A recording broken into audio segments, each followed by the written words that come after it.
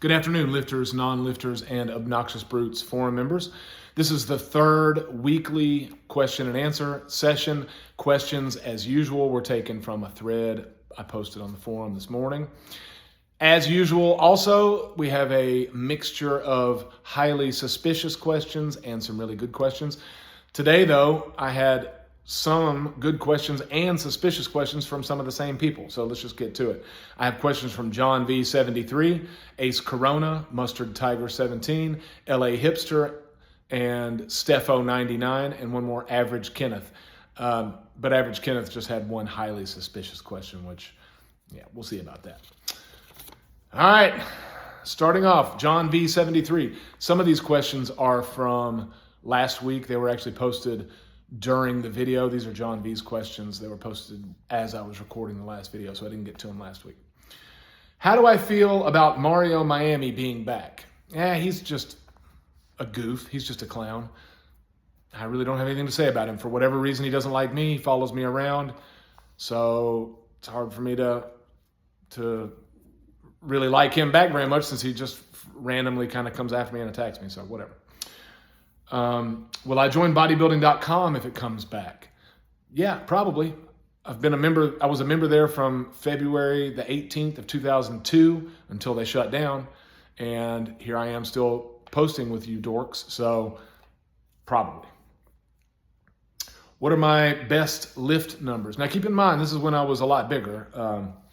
The last powerlifting meet that I competed in was November the 1st of 2014.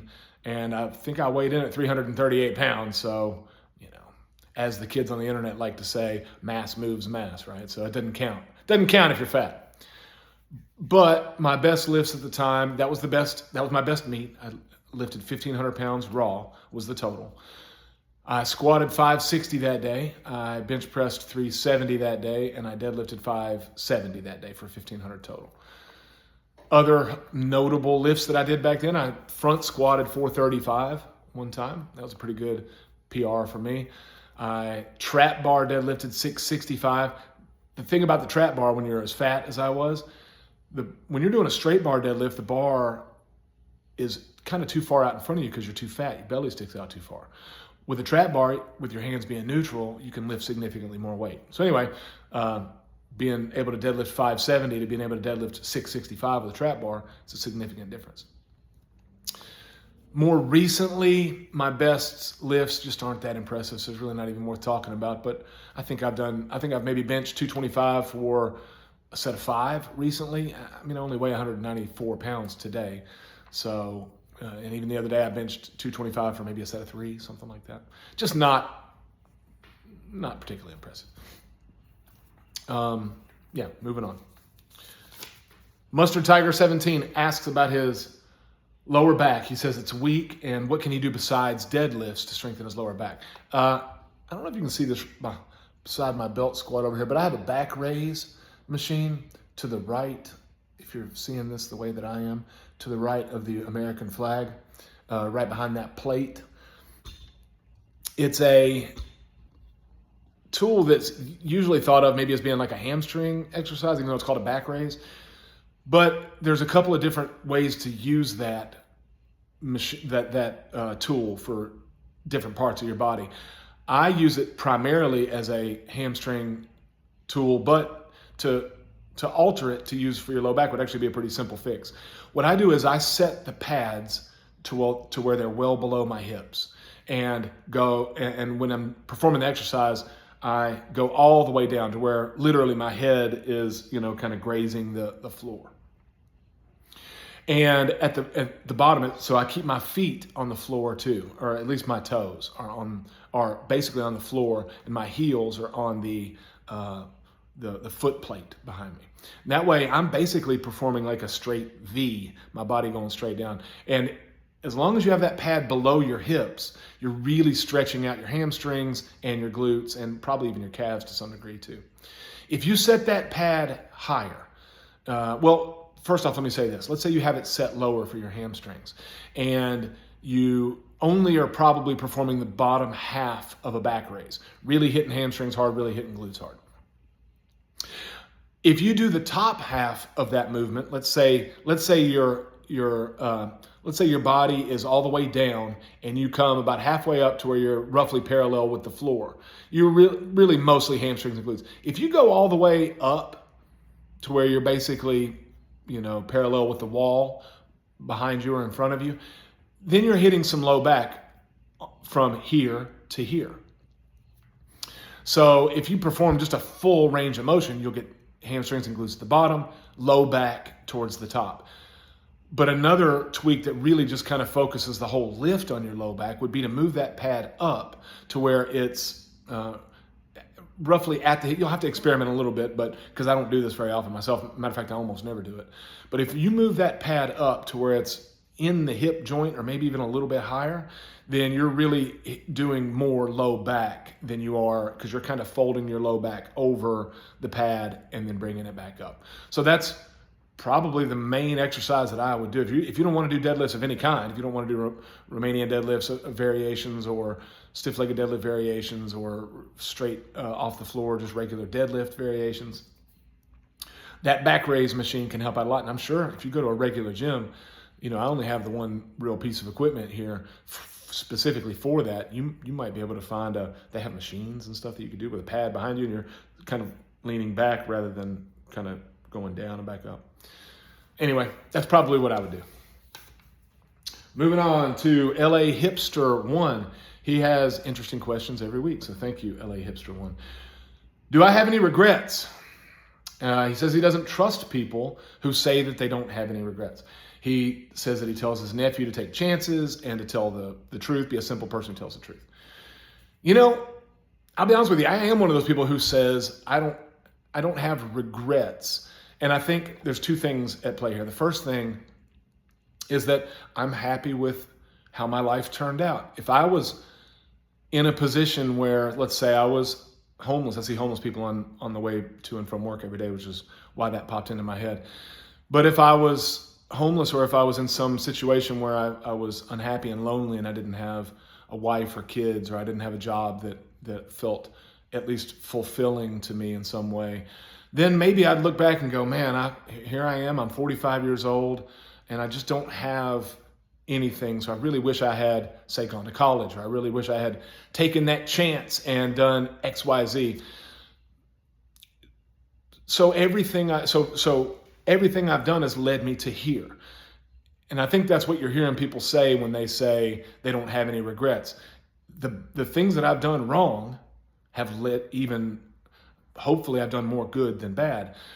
But even the things that I've done wrong have led me to where I'm at now. That leads me kind of to my next point. So part of it is that I'm genuinely happy with the outcome. If you had asked me in my mid-30s, maybe it would have been I would have been less likely to answer this way. But part of it is I'm happy. I'm generally happy with the way things have turned out. The other thing is I do have things that I have not done well. I can think of a few instances I feel like I've done a good job raising my kids. Of all the things that I have done, I'm probably the best at being a husband, probably second best at being a dad, probably third best at whatever I do for a living, which most of you guys know I'm a teacher, mostly a case manager, but also a teacher. A lifter, which I was never particularly good at. I told you guys my numbers before. These are hardly earth-shattering, not world-class numbers, obviously. But those things that I have done well and those things that I am good at, you have to take the good with the bad. So did I do things wrong in raising my kids? I can think of a few instances right now off the top of my head where I didn't listen to my son, who's a 23-year-old Marine now, where I feel bad about something that I did in response to his behavior when he was 9 or 10 years old. But he and I have a great relationship. We talk to each other every day. He just got out of the Marines last week. We talk to each other every day. He's one of my best friends. He tied with 2 or 3 other people, all of whom have the same last name as me, tied with 2 or 3 other people as being my best friend. So, and he knows that I regret that. We've had conversations about that. So Do I regret it? Regret's a weird word. I'm happy with the way things have turned out. That's my best answer for you. Good question. I'm happy with the way that things have turned out. If I changed, if I regret it, that almost implies that I want to go back and change it. If I go back and change it, what else does that change? It's the butterfly effect. Yeah. And then also, before I started making this video, you tagged me in a video about not bad, not Brad. And you asked me to help intervene on his behalf. The only thing about that is I really don't think not bad, not Brad wants me to intervene on his behalf. He's said in several, he's kind of like Mario Miami, or he used to be like Mario Miami back on the OG forum, where he would come around and kind of try to troll me and go to my threads and run his mouth and talk about how my education was useless and how my job was useless and how all this kind of stuff for really no reason. I never really went after him, and so I don't have any beef with him. I don't have any qualms with him, but I will say this. I don't think he's interested in the kind of life that I live. I don't drink alcohol. I don't do drugs. I am a family-oriented person. I've been married for, it'll be 25 years. It'll be the 25th anniversary of our first date is coming up in 4 months. The 25th anniversary of our wedding is coming up in 16 months. So a year from the day from our first date. And I just don't think Brad's not interested in that kind of thing. I'm a teacher. To him, he made it very clear. That's below his standard of what a good job or a good productive member of society does. He said that my degrees are useless. I've got a bachelor's degree in special education. I have a master's degree in English language learning. I have a EDS degree, which is the next step up above a master's degree. It's an education specialist degree in teaching and learning. That's what I do. I'm not sitting here saying that it's the same thing as getting a master's degree from Harvard or anything like that. I just tell who I am and what I'm about and take it or leave it. That's the type of life that I choose to live. That's the type of life that my oldest son, who's not the Marine, he's a teacher, a math teacher and a basketball coach, I mentioned in the last video, has a wife that a very nice girl, grew up with her. They went to high school together, have been dated through at the end of high school and then through college. So obviously he chose the same type of life that I chose. My other son, the Marine, who just got out of the Marines, I expect he's very much like me. I think he'll probably live a life like mine too, similar to that. But I just don't think Brad wants that. So who am I to give him advice on a life that he doesn't want to live? I've seen the advice on social media all the time. Never take advice from somebody who doesn't live the type of life that you want to live. More power to you, Brad. If that's the kind of life, the high flying kind of, and you're into fast, cars and I think if I'm remembering right from the OG forum, you're into business in one way or another, and you're into maybe some stimulant drugs and whatever it is you're into. I drink a pot of coffee every day and a pre-workout when I remember. Today I literally forgot until after my leg workout to take my pre-workout. So yeah. Good luck to you, not bad, not Brad. Thank you for the questions, LA hipster, always good. Steffo, 99. What goals and hobbies do I have outside of lifting? Steffo, I answered this in the past couple of Q&As, but you must have missed it. So I will say this, I've written several books. The first book I wrote was called Jamie Jones and the Sons of Noah. It was a little science fiction novella, only about 100 pages, but it was about kids. It was about humans traveling to a planet called Kepler, where they were going to establish a colony, and about the adventures and misadventures of the kids on the ship. Fun little book. I had fun writing it. That was back in 2016 that I wrote that book.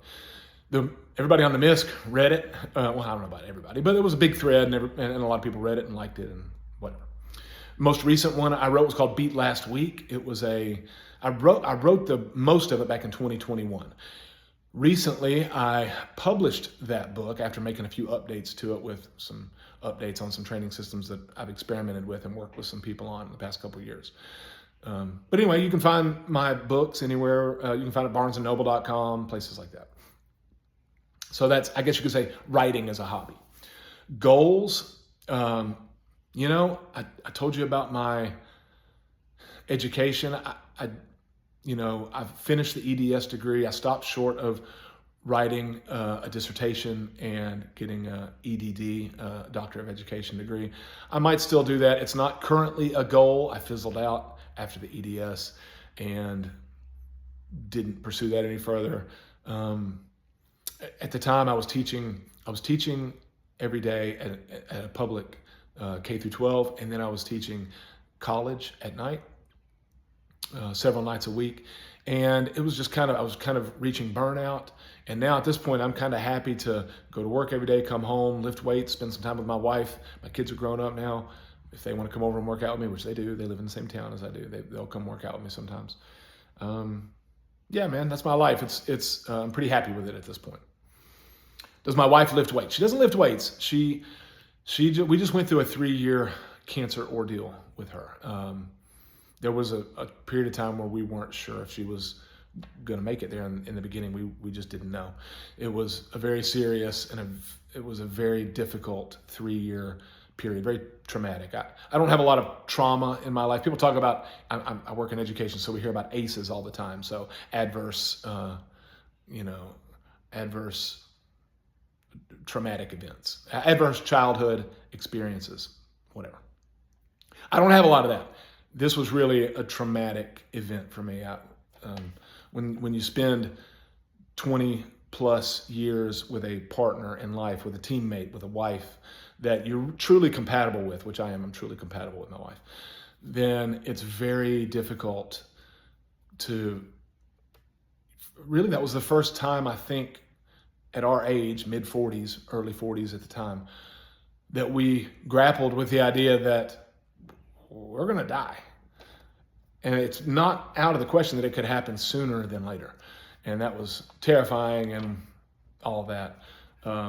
But she's better now. She's been on the other side of it now for a year. She doesn't lift weights, but she's done different things, like she does Taibo class and kickboxing class and stuff like that. She never had a weight problem like me. She had some issues with when she was doing the chemo and the radiation therapy and stuff like that. And, but she's a normal weight and all that. So she doesn't, if you don't have to, a lot of times you just don't. I don't know, I'm obsessed, so I do what I do. I do wish she would lift some weights because, eventually as a female, she's at higher risk for osteoporosis as we get older and all that kind of stuff. So I wish she would lift some weights, but she's just not that into it. Was I always fat? Stefo wants to know. Or was I more of an athletic kid or whatever? I was not always fat. I wasn't a small kid, but I was a normal sized, probably about like I am now, up until I was about 30. Matter of fact, I've said in previous Q&As, I was a personal trainer in my 20s. I looked about like I do now at 25 or 27 or 28 years old. It wasn't until I played football and wrestled, and I played baseball and basketball. I played all the sports in high school. And here in the South, what you would probably find is that most athletes, especially in this, Tennessee, Mississippi, Alabama, Georgia, most people that play football, baseball, basketball, whatever, they dip tobacco. And I was no exception to that. So from 15 to 30, I dipped tobacco. When I quit, I was 29, 30 years old. And that kind of coincided with a time when I started getting into the sport of powerlifting. And I gained 100 pounds in a year. I mean, I just blew up. And it just kept piling on. And I just replaced my tobacco habit with a food habit. And the next thing you know, it was, from I'd say 30 to 40, I'd gone from 200 pounds to 400 pounds. I was 392 pounds was the heaviest I ever weighed. And I found my way out of it. I remember I was sitting right over here talking because I always lifted weights. it wasn't a matter of not being physically active. It was a matter of just shoveling too much food into my mouth. But I remember sitting right there on those stairs talking to my buddy who's a police officer, lifts weights here with me, training partner now. We went to high school together. And I just remember telling him, because I had done everything, this diet, low carb, that. I'd taken some shots. Back then it was before Ozempic. It was called Saxenda, and it was a GLP-1, but it was a daily injection you had to take. And it made me so sick or whatever. And it worked. I lost some weight, but then of course I gained it all back and more. It always happened. You try this diet, you lose it, you gain it back and more. And eventually you go down. Eventually you wake up and you're 392 pounds and you're afraid to go to sleep at night. I was legit afraid to go to sleep at night because I was afraid I was not going to wake up. That was how bad it was. But anyway, I told my buddy, I said, no more gimmicks, no more bullshit, no more pills, no more shots, no more goofy diets. It's got to be something that I can do and sustain it myself permanently, or else it's no use to me because I'll be 43, 48, 52, and I'll still be on this roller coaster up and down. So I adopted a bro diet that I had been reading about in Flex magazine for the past 25 years or something, and have stuck with it ever since, and here I am. But no, I wasn't always fat. It was a bump in the road. Hopefully when I'm 80, 90 years old and I look back, it was a 10-year blip on the radar. That was all there was to it. Do people treat me different? Essentially the last question from Steph0989 is, do I find that people treat me differently? I think I treat myself differently. I was ashamed to be that size because I knew I shouldn't have been that size. I knew there was something wrong, and I knew that I was not in control of it. Whatever it was, I was not in control. So I was ashamed of myself. I was ashamed to walk around looking that way. I was ashamed every time somebody would look at me. You could see people's eyes, and they look at you, but then they look down at your belly. That's just the way it was. People don't do that anymore, but a lot of it is that's how I carry myself. I think I've just answered all the questions. Thanks for asking. I'll keep doing these. If, like I said in the last Q&A, it's summertime, so my workload is very light right now. I'm teaching summer school, but it's a very light workload. I don't have a lot on my mind like I would during the school year. So I can sit around and do these kind of things on the weekend, and they're kind of fun for me to talk to you guys about lifting or whatever. So thanks for watching, and give me some more questions and I'll do it again. Bye.